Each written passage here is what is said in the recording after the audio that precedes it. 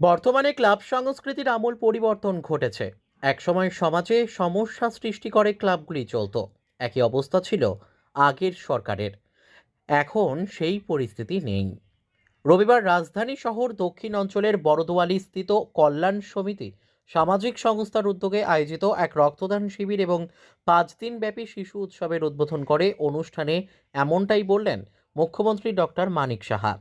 অনুষ্ঠানে মুখ্যমন্ত্রী বলেন, অনেক সময় মুখ্যমন্ত্রী সমীপে শুতে আমার কাছে অনেকেই অনেক ছোটোখাটো সমস্যা নিয়ে আসেন।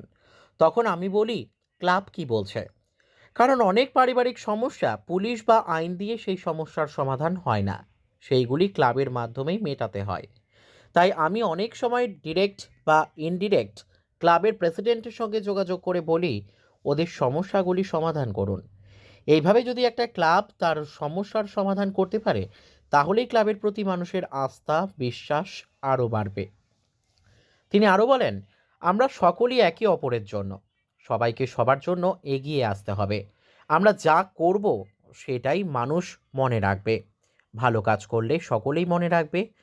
অনুষ্ঠানে ক্লাবের কার্যকর্তাদের উদ্দেশ্য করে মুখ্যমন্ত্রী বলেন, আমাদের এমন কাজ করতে হবে মানুষ যাতে মনে রাখে।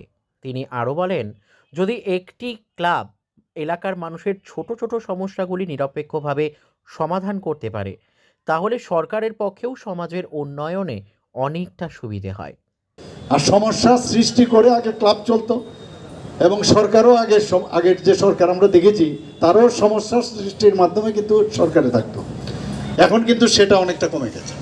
আমি চাইবো যে সমস্যা নিরসনে আমরা we are all born for others, not for our self. এটা মাথায় রাখতে হবে। যা কাজ করলাম সেটাই মানুষ মনে রাখবে। ভালো কাজ করলে সবাই মনে রাখবে। বারবার যে কথাটা আমি বলি, ভবিষ্যৎ আমরা দেখিনি। আমরা আজকের যা দিনটা জানি, বর্তমান জানি, এবং আমাদের যে অতীত সেটাকে জানি।